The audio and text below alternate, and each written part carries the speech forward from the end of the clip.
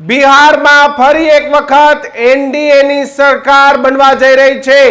જે જાદુઈ આંકડો છે 131 કરતા વધુ બેઠકો પર એનડીએ હાલ આગળ ચાલી રહ્યું છે, જ્યારે સૌથી મોટા પક્ષ તરીકે ભારતીય જનતા પાર્ટી એ 67 જેટલી બેઠકો પર હાલ આગળ ચાલી રહ્યું છે।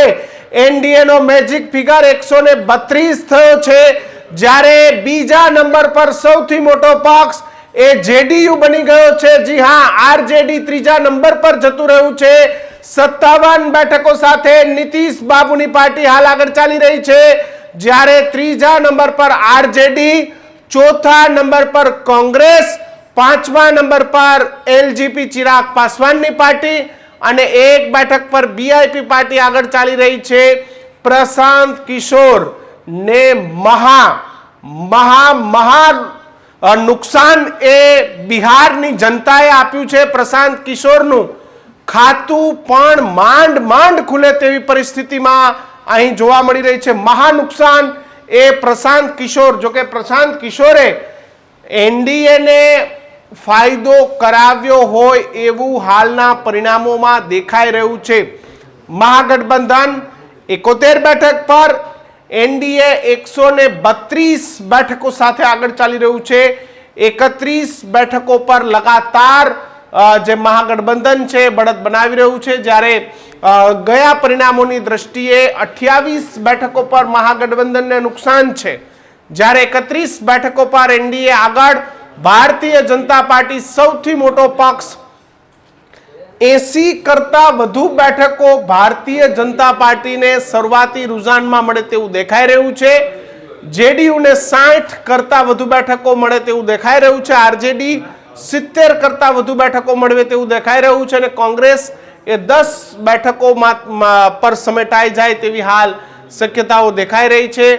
મુખ્યમંત્રી બિહારના જે મુખ્યમંત્રી છે તેમને ત્યાં સુરક્ષા વધારી દેવામાં આવી છે। નીતિશ કુમારની જે તમામ જે સુરક્ષા છે તેમાં પણ વધારો કરી દેવામાં આવ્યો છે। ભ્રષ્ટાચાર, બેરોજગારી સહિત અનેક મુદ્દાઓ, લોભામણી, લાલચો, જાહેરાતો, આ બધું જ ન ચાલ્યું। માત્ર ને માત્ર ભારતીય જનતા પાર્ટી અને એનડીએનો જાદુ ચાલ્યો। મિત્રો, ન્યૂઝરૂમ ગુજરાતને તમે દરેક પરિણામોમાં આ જ પ્રકારે પ્રેમ આપ્યો છે, ત્યારે ખાસ ન્યૂઝરૂમ ગુજરાતને આપ તમામ અમારા યુટ્યુબ, ફેસબુક ના પેજ પર લાઈવ નિહાળી રહ્યા છો તો અત્યારે જ અમારી ચેનલના બેલ આઇકન પર દબાવી અને સબસ્ક્રાઇબ કરવાનું ભૂલતા નહીં।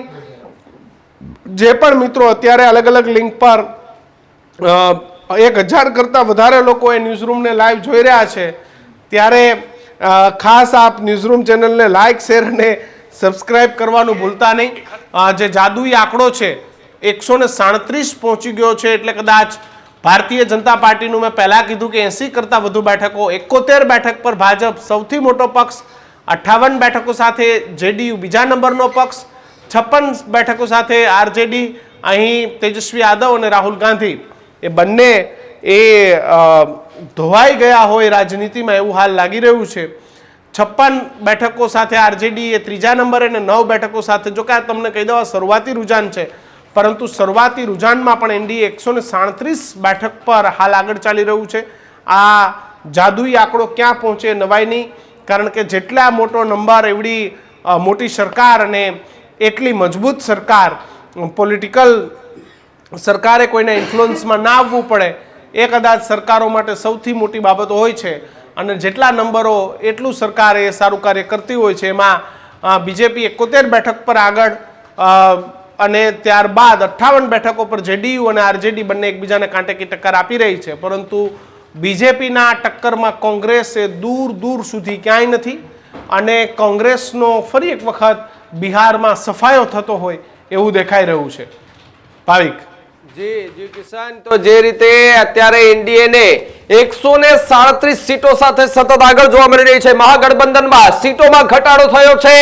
74 આંકડાઓ દર્શાવવામાં આવ્યા હતા, પરંતુ હવે એ 70 જેને અટકી છે, તો સાથે જન સુરાજ પાર્ટી કે જેમાં 4 સીટ દર્શાવવામાં આવી હતી, પરંતુ જેમ ઈવીએમ ખુલી રહ્યા છે, મશીનો ખુલી રહ્યા છે, એમ ગણતરી થઈ રહી છે, ને આ ગણતરી જે છે તે ધીમે ધીમે ચાલી રહી છે, પરંતુ જે આંકડાઓ ચેન્જ થઈ રહ્યા છે એમાં સતત ને સતત ક્યાંક ઉતાર ક્યાંક ચઢાવ જોવા મળી રહ્યો છે, પરંતુ એકદમ ઉતાર એ એનડીએ માં જોવા મળી રહ્યો છે. 115 થી સીધી 137 સુધીની સીટો એ હાલ શરૂઆતી વલણમાં એ એનડીએ ને મળી રહી છે. તો મહાગઠબંધનમાં 74 સુધીનો આંકડો પહોંચ્યો, પરંતુ જેમ જેમ ઈવીએમ મશીન ખુલ્યા તેમ તે એ સીટમાં પણ ઘટાડો થયો છે. 70 બેઠકો પર અત્યારે મહાગઠબંધન જોવા મળી રહ્યું છે. જનસુરાજ પાર્ટી 3 બેઠકો પર જોવા મળી રહ્યું છે. તો બીજી તરફ વાત કરવામાં આવે તો 125 બેઠકો પર 125 થી વધુ બેઠકોથી એનડીએ જે છે તે સતત આગળ જવા મળી રહ્યું છે. મહાગઠબંધન 72 બેઠકો પર આગળ જોવા મળી રહ્યું છે. તેજસ્વી અને નીતિશ બાબુ વચ્ચે જોરદાર કાંટે કી ટક્કર જોવા મળી રહ્યું છે. ભત્રીજા પર ચાચા નીતિશ ભારે પડી ગયા છે. જી હા, જે મોદી કે નરેન્દ્ર મોદીને જે લોકો પ્રવાસ કર્યો, બિહારની જનતા કે જેનો મિજાજ જાણવા માટે કેટલાય નેતાઓ એ ગુજરાતથી બિહાર પણ ગયા હતા, બિહારીઓ જોડે રહ્યા પણ છે, ત્યાંનો મિજાજ પણ એમણે જાણ્યો છે અને જીતના પૂરા પ્રયાસ તમામ પક્ષોએ ત્યાં કર્યા છે.